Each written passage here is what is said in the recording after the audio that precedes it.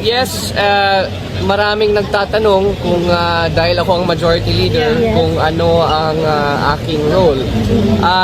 We need to remind people, Congress is constitutionally bound to hear these cases for anyone, for any impeachable officer, whether that is the president or not.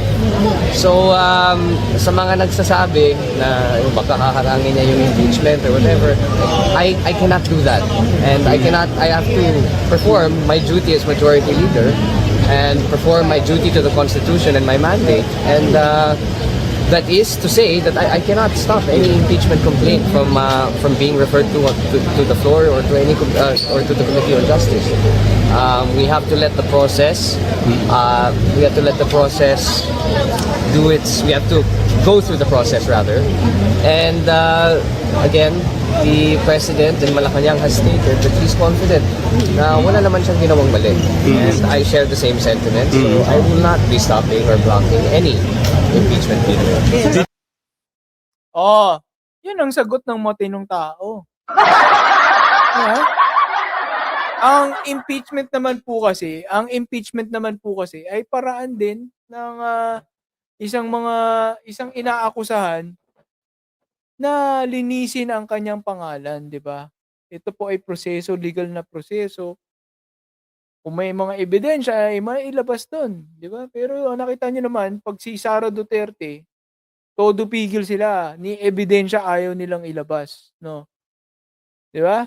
Pero nakita niyo 'pag si BBM, sabi ni Sandro hindi niya pipigilan. At ito naman po, tiwala sila na wala naman po sila kasing ginagawang mali, 'di ba? Sabi ni President Bongbong din. Paano ka makakahanap ng ebidensya? Wala kang ginagawang mali, 'di ba? Ayun, ginagawa nila Mike Defensor, gumagawa na lang ng mga pekeng testigo. 'Di ba? Ganun na lang ang ginagawa nila at sa korte naman siguro hindi naman po i-o-honor yung mga ganong pekeng affidavit, pekeng testigo. Ador, Mawanay, di ba? Dapat yung mga gumagawa ng mga pekeng testigo, ano yan binibitay. Diba? Kasi wala ka ng galang. Gumagawa ka ng para makakaso ka, plus wala kang galang sa batas, di ba? Wala kang galang sa Senado, wala kang galang sa Kongreso. Dapat yung mga ganyang naglalabas ng mga Ador Mawanay, binibitay yan, no? Diba? Kasi nagugulo yung lahat ng investigasyon. Di ba? Napaka-seryosong topic tapos maglalabas ka ng Ador Mawanay or Ligotesa. Peke naman lahat ng mga pinagsasabi, di ba? Di ba dapat may mabigat na parusa para sa mga naglalabas ng pekeng testigo.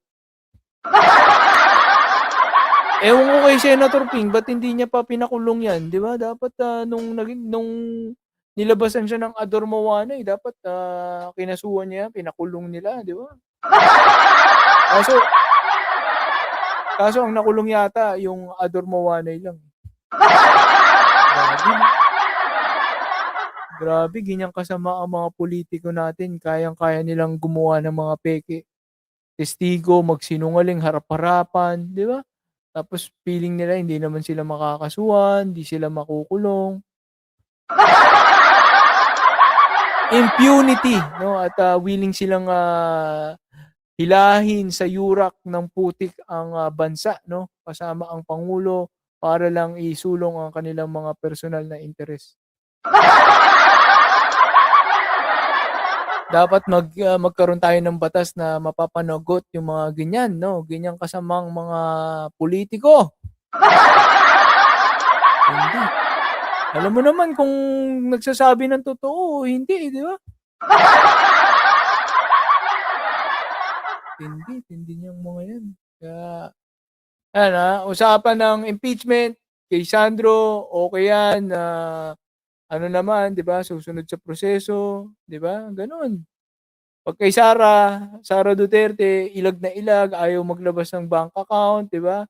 Ngayon lalabasin lahat ng 'yan 'no, mapapatunayan natin na tama ang ating hinala, tumatanggap siya ng pera mula sa mga nagbebenta ng bawal na bato, yung pamilyang Duterte, at, yung mga illegal na activities, yung mga paggastos na pagwawaldas mula sa confidential fund pinamimigay lang 'no, at, peke yung mga resibo di umano binigay kila Mary Grace Piatos, Maggie Mango, Chippy McDonald, kaya Kokoy Villamin, Chel Jokno, Marian Rivera, yung mga pangalan na gawa-gawa lang. Libo-libong pangalan, hindi lang po 10, 20, libo-libo, 4,000 pangalan ang ginawa at, ginawa ng resibo na nagbigay ng limpak-limpak na mga salapi. Yan po ay, makikita sa impeachment po ni Sara Duterte. Yan po ang pinagkaiba ng impeachment ni BBM sa impeachment na pinalaban kay Sara Duterte. Hoy, diyan po, yan ang kinaibahan ng mga Marcos sumagot sa mga Duterte kung sumagot 'no. May accountability, hindi puro ilag, hindi puro iwas, alright? Handang harapin, nakita niyo naman, 'di ba? Alright, eto naman po ang next na video po natin, meron pa ako dito, eh. Ito, kay ano 'to, kay pangalan nito, Who's That Shit? Ay, picture. Si Lebiste, 'di ba, 'yan. Si Lebiste, guys. 'Yan, tackle natin. Meron ka pa pala, oh. Si Mami ang naglakad ng prangkisa, putik ka. 'Di ba? Totoo naman. Doran Legarda umano. Oh. Ang haba pala nito, guys. Yun pala ang problema, mahaba 'to. Pero sige, panoorin natin. No, si Lito Atienza in-interview. Siya ang nagpapatunay na kinontra niya na po ito 'no, lahat-lahat kinontra niya nung panahon pa lang na gagawaran ng, prangkisa itong si Leandro Lebiste 'no. Naglalabi kumbaga namimilit itong si, Mami Legarda 'no, si Mami Lauren Legarda namimilit at, yun nga 'no, sinasabi nahulaan, kumbaga nahulaan ni Lito Atienza na, mukhang hindi kakayanin i-provide yung pinangakong kung ano-anong mga pinangako nitong, mag-ina na Legarda. Ayan, panoorin po natin. Ang naglakad ng prangkisa ng Solar Empire ng kanyang anak na si Batangas Congressman Leandro Legarda.